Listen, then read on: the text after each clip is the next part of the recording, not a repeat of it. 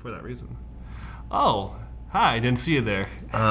We were not talking about anything. No, we were actually contemplating the meaning of life. I found the meaning of life actually in my dictionary, page 3,420. The real meaning of life, though, Oh. is to figure out how to wet shave. It's true. We're just assuming that you've never wet shaved before. No, you never have. And you found us by searching for how to wet shave. You probably didn't even use the term wet shave, but how to use an old-fashioned razor. Sure. Got you, right? That's your phrase. And we're going to teach you all about it on today's episode of I'd Lather Be Shaving.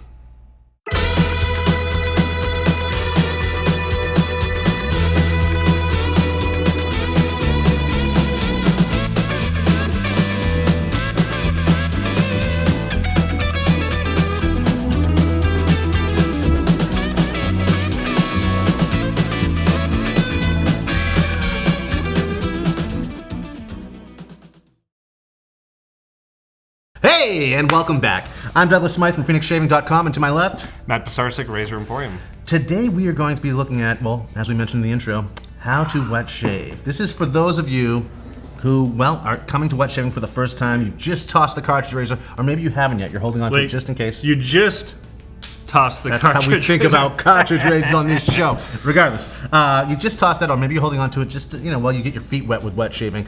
We're not here to judge you. What do you mean, face wet?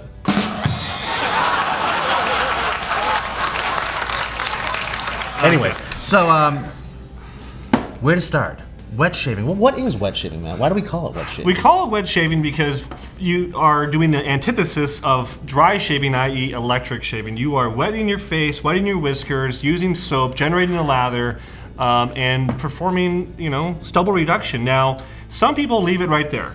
Some people take it another step and say it's really traditional shaving where you need to use a double edge or a straight razor, to do the stubble reduction.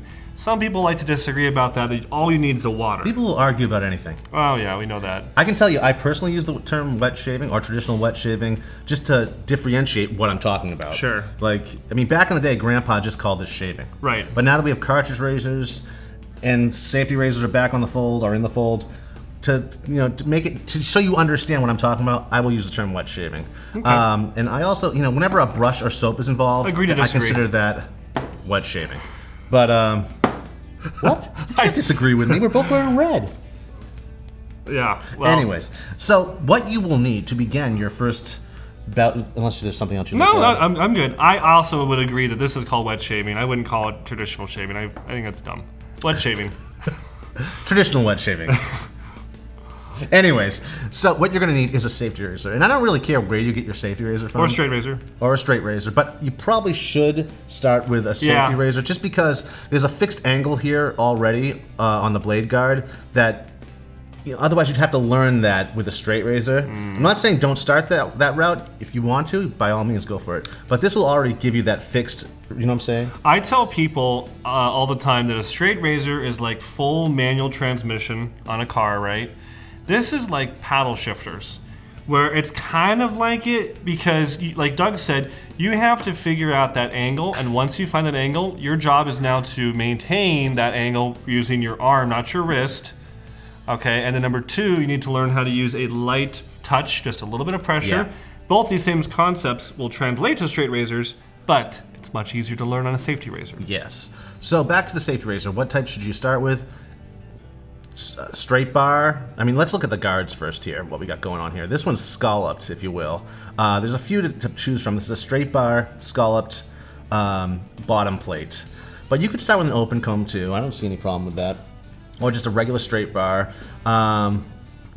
This is really going to make very little difference as you're learning right now. There'll be subtle differences that you're going to look at down the road once you get into it. But right now, just to get the ball rolling, you need a safety razor. You Right. can get this on eBay. You can get a used one. Some of those vintage Gillettes or other vintage razors shave just as good today as they did the day they came off the assembly line. Yeah. But definitely pick up a double edge. Don't start with a single edge razor.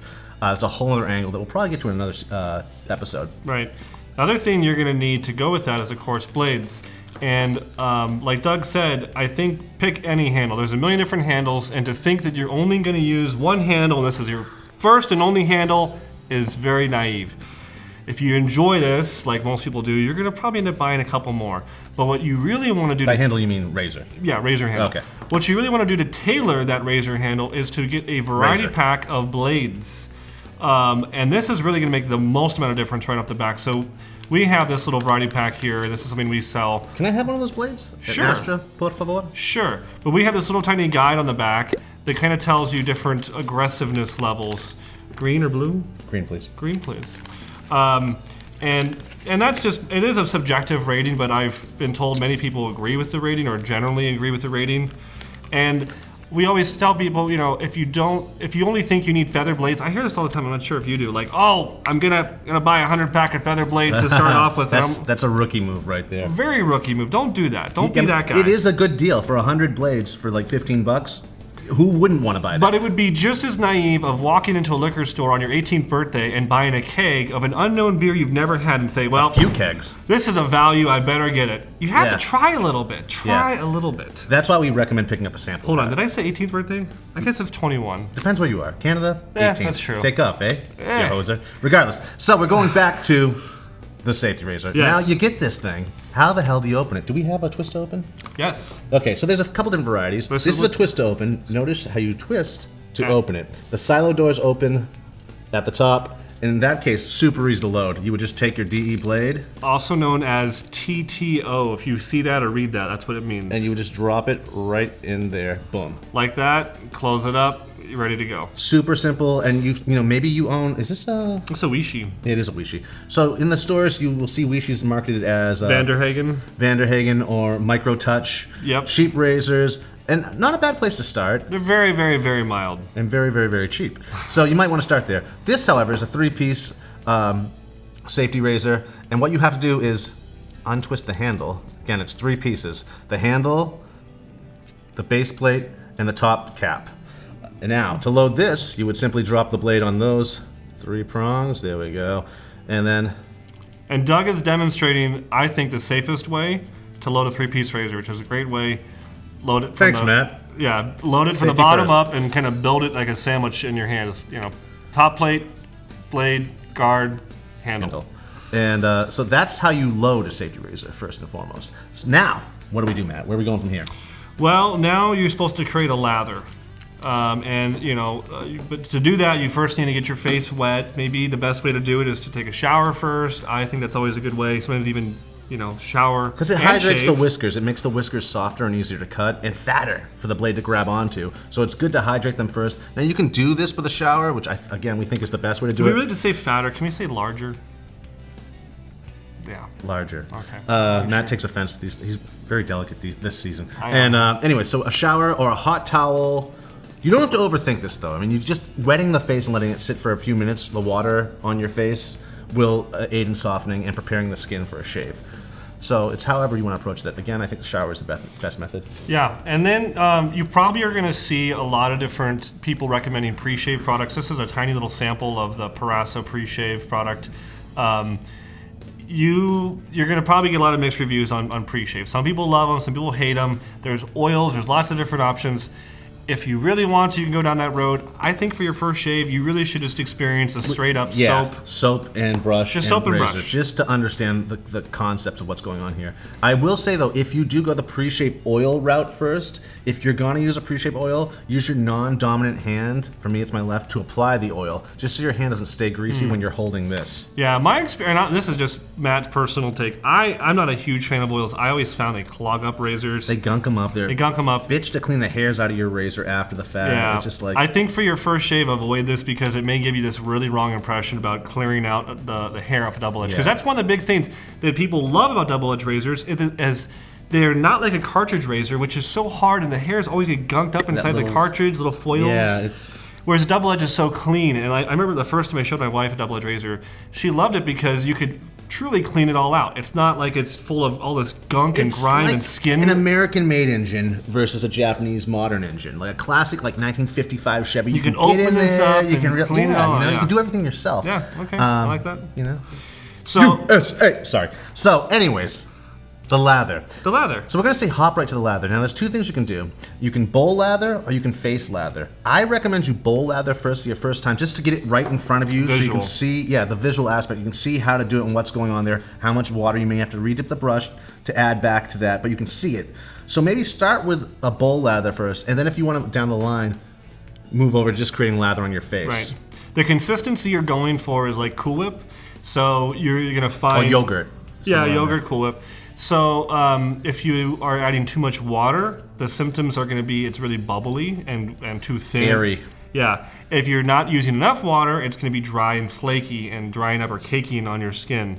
I mean, you can do a plaster too, which is like probably it's a little bit stickier than the Cool Whip or the yogurt type we're talking about. But that plaster one is nice too, all because, unlike the goo in the can that you're probably used to using, it doesn't contain any air at all. And at a microscopic level, when you're putting the goo in the can on your face, it's like goo, air bubble, goo, air bubble. So it's not making complete contact with your skin.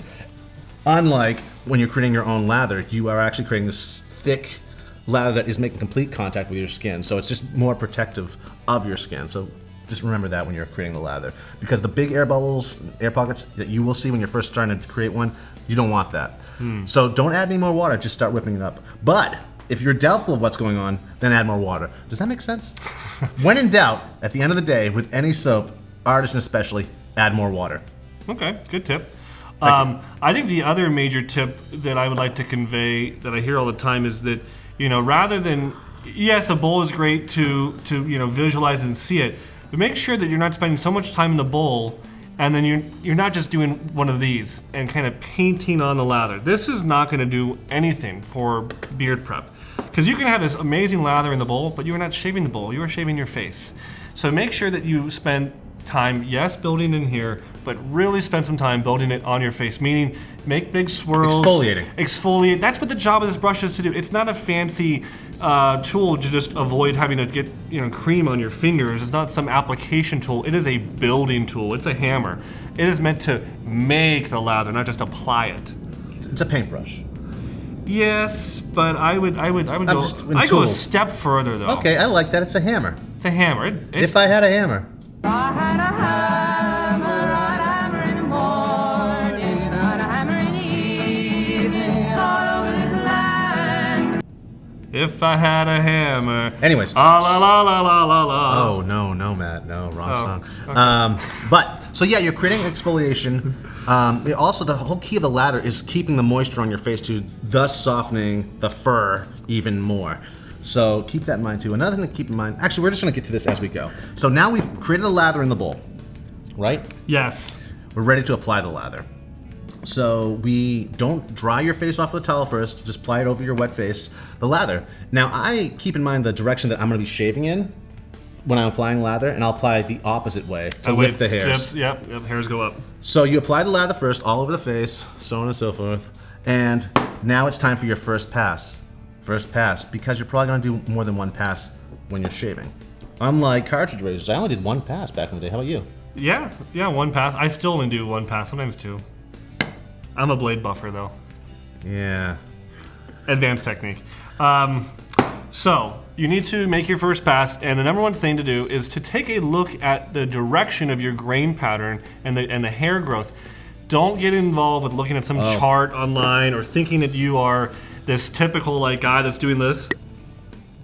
Like the little picture you see the guy. I have no idea what you're talking about, Matt. Well, no, we'll put it up side by side. You do. Hold on, Jeff. Looks like a cutting guide for a meat department, like the best cuts. That guy right here. Don't be that guy, because you're not that guy. You are that guy. You. The other guy. Yeah, and so you need to look. I don't know what we're talking about anymore. Hair. Oh, right. So you need to look and growth see. Chart is what he's talking about. A hair growth chart. You see him online, and it looks like you have the different method shaving. It was showing okay, your hair and your neck goes up, and this hair goes down, and your chin goes this way. Because your hairs do grow in all different directions. Yeah. So it's good to know, and it is good to know which direction they grow in. I highly recommend you do learn that. But for your first shave, we just want to get you through the first shave right now. But you will eventually be mapping the growth direction of your hair. Bottom line is quadrants. Try That's to what go. I was thinking of. Yeah, first quadrant, second quadrant. Yes. Try to go primarily with the grain. Well, Try to go primarily Go in a haunted house. with the grain, meaning for most people in most grain directions, it's going to be primarily down or maybe near down on your cheeks. For most guys on their neck, it's going to be mostly down. Or mine is up on the bottom. Like under my Don't confuse them, man. Okay, well, so down, down, down. Yeah. Down. Anyway, so you're shaving it off. The angle you want, Matt says about 20, 25 degrees. I say 30, maybe, but I'm maybe crazy 30 like degrees. that. Maybe 30. But that's what you want. The first thing you want to do is put the razor to your face, tilt it until you feel it grab. Yes. Start Is there a blade in there? perpendicular. Oh, jeez, I put a blade in there. There's a blade. Yeah. And then you're gonna this is doing nothing. This is doing nothing. It's that kind And you'll feel it bite. and you'll be like, oh, That's where you want. That's cutting. Okay, good. Now remember, this is Oh. called a safety razor for a reason. Yeah. It's not going to cut you. It doesn't want to cut you. It wants Unless to you shave do one of these. Or use pressure like you would with a cartridge razor. That's another thing about this. The weight of the razor is what shaves you. You don't need to worry about applying the pressure that you would with a cartridge razor. And So let the weight of the head shave you at that right angle. And grip wise, another common thing we hear with beginners is handle length. They're really concerned. Now, don't get me wrong. I think that like Doug's razor over here, this is a great looking razor, wonderful length compared to this is a little more stubby. But it's kind of like a baseball bat or a golf club. You can always choke up on it, and I think that most people end up holding it towards the neck anyways because you want to get that balance point. That's interesting. Yeah, it's all about the fulcrum. I personally, I like to find the balance point with it, and that's like right there. Like that's where it's at balance, and that's where I grab it. It's like a drumstick for me. And then it'll let the weight it'll drop down and do its thing. But you're using finesse. You're holding like a pencil, not a paintbrush. You're not gripping it tight. Yeah, you're letting it do its job. Fine motor skills here. So the first pass. Now you rinse and repeat for the most part. You rinse. Now it's time to re-lather, and you would again lather up. And now the pass you would do would be across the grain. Yeah. So instead of down, you would go across the grain this time. I'm kind of gonna fall off the bus on this one. I don't think guys who are getting started first time the double edge need to do. I just want to know what their passes. options are, though. Okay. Yes, traditionally it'd be with the grain down, and then a ATG across the grain, sideways, angle, diagonal. ATG's against the grain. Oh, no, XTG, XTG. Straight edge. And then lastly, like Doug said, against the grain, ATG. Yeah, If you want to go that route, and Yeah. maybe you do, maybe you're like me and don't give up. maybe build up a little bit of confidence with your shaving technique. So My mom's knocking. Hold on. So the second pass you would do XTG across XTG. the grain. across the grain. Most times like a diagonal or sideways kind of thing. You go down towards the chin, whatever. You're going across, and then you could lather up and do it the other way across the grain, ATG. and then ATG against the grain Yeah. for your fourth pass. If you want to go that route, I'd recommend experimenting and trying this out and see what works for you in your everyday shaving. But the feeling you're going to get should be a close shave. May not be a baby butt smooth shave yet, but it's going to be a close shave. Yeah. Don't chase a baby butt smooth shave in the beginning. They will come to you once your technique gets better. Yeah. I'm telling you, do not chase it. That'll only screw you up. Yeah, I think that there's a lot of people always saying in their shave of the day, it's like, oh, I got BBS, I got total baby butt smooth shave. Here's the thing. No one's in your bathroom, with a credit card, measuring like to see if you have any stubble left. The important thing is to get a close, comfortable shave and to reduce irritation. I think most people end up getting the double-edged razors because they're getting irritation from cartridge razors, electric razors, and they're trying And to they're cheap. And they're trying to reduce that. So go for par with your first couple of shaves, and you can always go more and more as you gain confidence and gain skill. Next, or rather, last but not least, once the shave is over, I recommend using an alum block. Alum block? This is like, not only is nature's aftershave, but it's also great when you're learning your technique. And it's a block of potassium aluminum.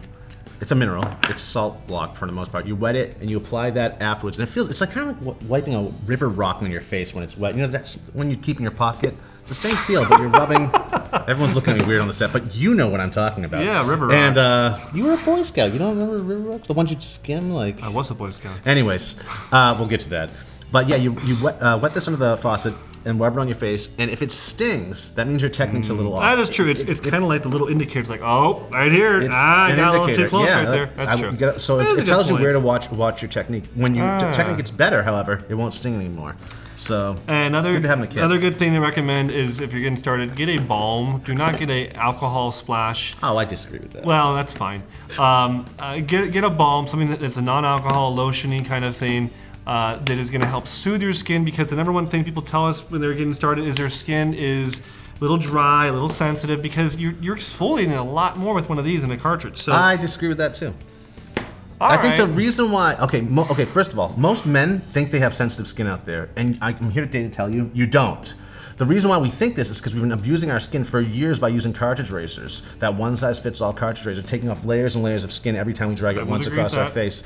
So when we move to safety razors, sometimes of us still have in our head that we have sensitive skin, when in fact we don't. We just haven't given our skin a chance to heal yet. So the exfoliation, this exfoliation is nothing compared to the damage we've been doing with cartridge razors. And plus, now guys are buying that exfoliating lotions and stuff like that. We over-exfoliate as men these days. You don't need to exfoliate as much as they're selling you or telling you that you need to. We over-exfoliate all the time. Preach it. Amen. No, if you have that shiny skin after you've washed your face or exfoliated and stuff like that, that's telling you you're over-exfoliating. If it's dry, your skin's natural oils are just being depleted by this. So keep that in mind. I'm sorry, I'm very passionate about the whole exfoliation and the I hear you. I would just say that a lot of guys, even if they don't have sensitive skin, just transitioning and going with a new razor, as soon as their face is left a little bit red, a little sensitive, and nothing like a nice if your lotiony technique's balm. off, if your technique's, and you will feel it, you're right, your face will be red, stuff that you're telling me you've been applying too much pressure and whatnot, then yeah, go the balm route. Balms, however, in the summer might feel a little heavy on the skin. I'm an aftershave type of guy. I love traditional aftershaves and whatnot, so I say jump right in and know that it's gonna be this stinging splash for a few seconds. Think and it Home just- Alone.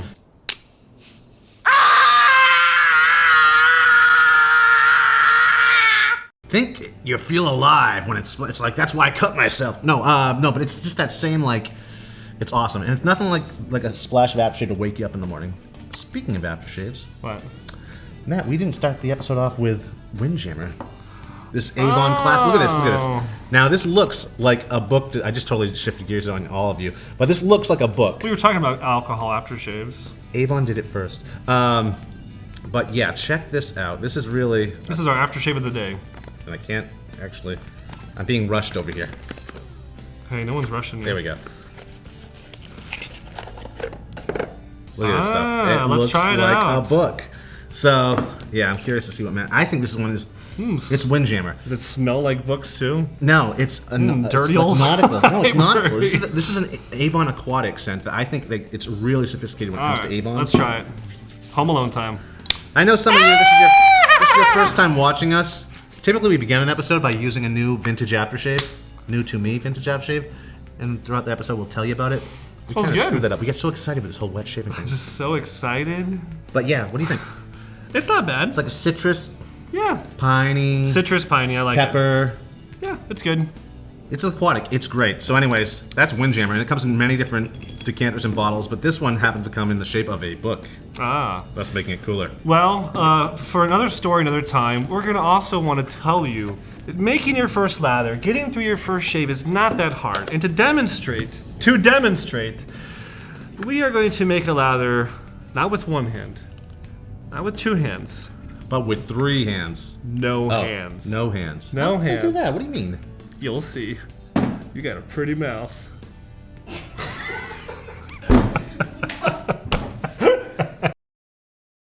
So we thought instead of a traditional lather race challenge, like the previous episode, we're gonna do a new challenge, and for this we need an I assistant. was not on board for this. Ah! Just what are you doing here?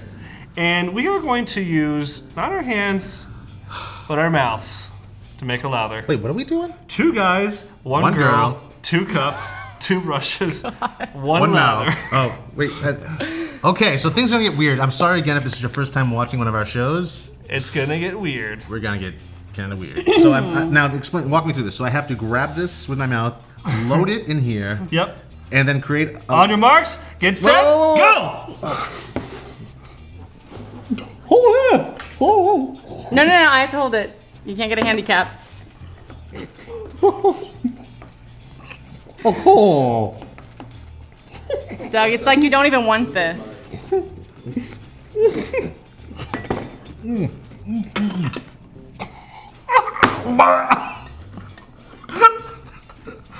I think I won. I mean, that's like a lot. You haven't made it in the bowl. I'm gonna put the bowl? This. You're showing how easy it is to make a lather. Don't you want people to wet shave? I do, but not like this. Not like this. Not like this.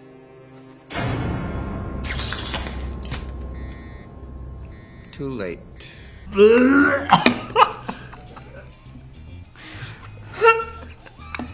Matt won this. This is what you want people to think is wet shaving? Hey, Don't judge. We're not here to judge. It's like the soap is getting in my mouth. It's like making me gag.